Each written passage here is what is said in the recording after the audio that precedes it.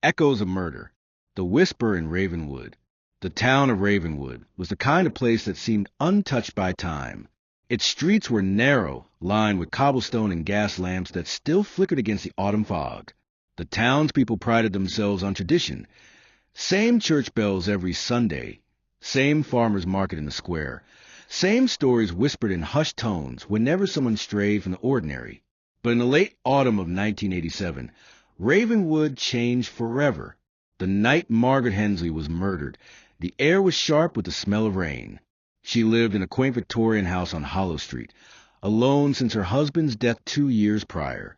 Neighbors remembered her as gentle, always carrying a book under her arm, always smiling politely, though her eyes often seemed heavy with secrets. Around 11:30 p.m., faint music drifted into the night. A scratchy tune carried on the gramophone in Margaret's parlor. It was an old lullaby, one she had cherished since childhood. Few paid attention. Ravenwood was used to Margaret's love for records. But by morning, she was dead. Her body was found sprawled in the sitting room, the gramophone needle circling endlessly, the lullaby crackling like a voice from another world. There was no forced entry, no valuables stolen, only a bloody handprint smeared across the wallpaper, and a silence in a house that felt heavier than death itself. From that night on, Ravenwood would never sleep the same again. It was Mrs. Clara Whitmore, Margaret's elderly neighbor, who noticed first. She always rose early to feed her cats and sweep her porch, and on that morning she saw Margaret's curtain still drawn. The gramophone music still played faintly, though the night had long passed. Clara knocked gently, then louder. No response.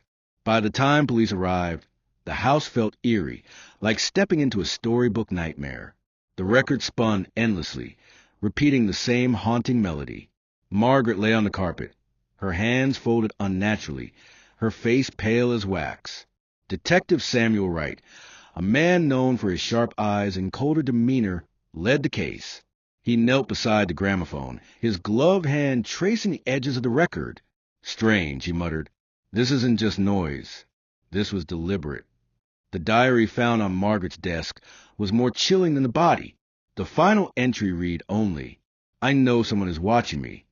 Ravenwood was a small town, but small towns breed deep secrets. Margaret, though quiet, had been entangled in lives more than most realized. Thomas Avery was first on Wright's list. Margaret's brother, estranged for years after a bitter fight over their parents' inheritance. Thomas was brash, quick-tempered, and recently seen back in town. Witnesses swore they spotted him near Hollow Street days before the murder. Then there was Evelyn Cross, Margaret's closest friend. Or so she claimed. Evelyn was a picture of charm in public. But whispers spread that she envied Margaret. In private, Evelyn had once confessed to a lover's quarrel with her, a quarrel rooted in betrayal and jealousy too dangerous to ignore. Finally, Daniel Mercer, the town's reclusive music teacher. Daniel lived alone, his house cluttered with dusty records and broken instruments. He had a peculiar fascination with the same lullaby Margaret adored. Neighbors often heard him humming it under his breath as he wandered the town. 3 suspects, 3 motives, but no evidence strong enough to anchor the truth. Detective Wright pressed each suspect. Thomas denied everything, insisting he had been away on business. But his alibi crumbled when no one could confirm his whereabouts the night Margaret died. His anger toward her was well documented, his temper legendary. Evelyn, when confronted, grew pale. She admitted to jealousy, admitted even to lies, but denied murder. Tears streamed as she confessed a secret long hidden. Before Margaret's husband had died, Evelyn had been romantically involved with him.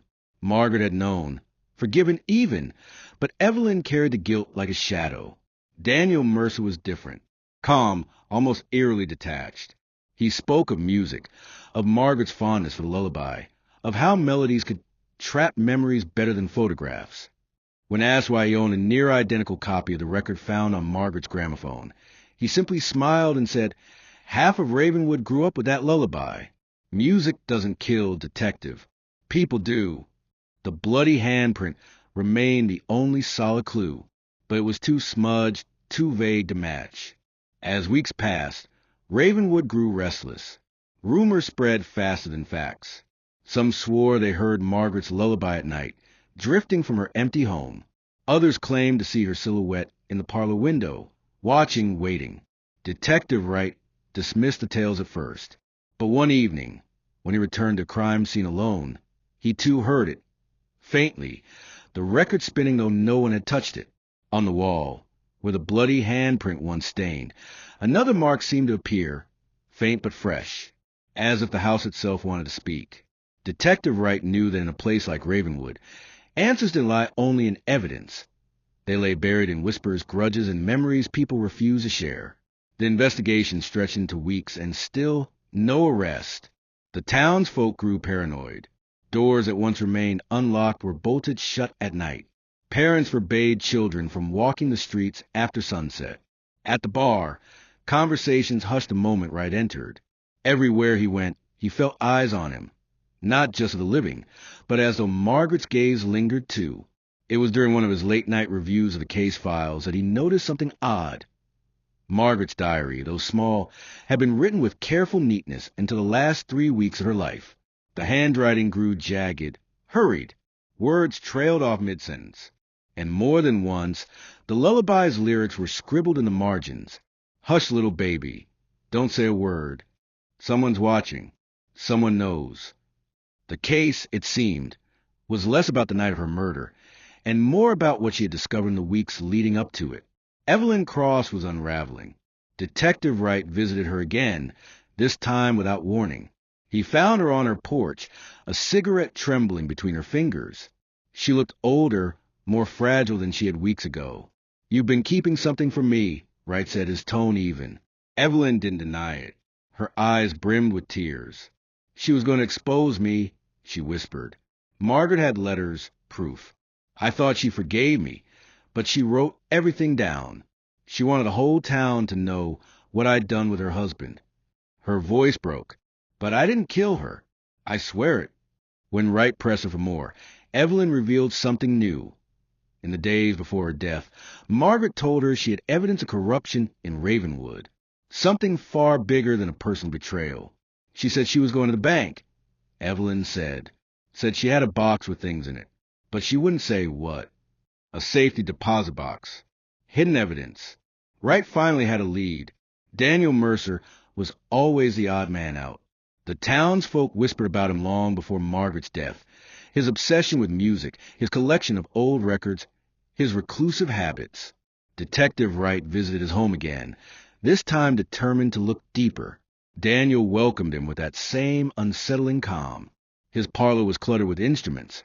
Violins with broken strings, a cracked cello, stacks upon stacks of records that smelled of dust and mildew. "Do you know why Margaret played that lullaby?" Wright asked. Daniel's eyes flickered with something. Sadness, maybe.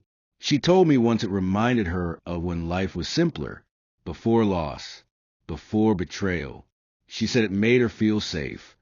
On his shelves, Wright noticed something peculiar.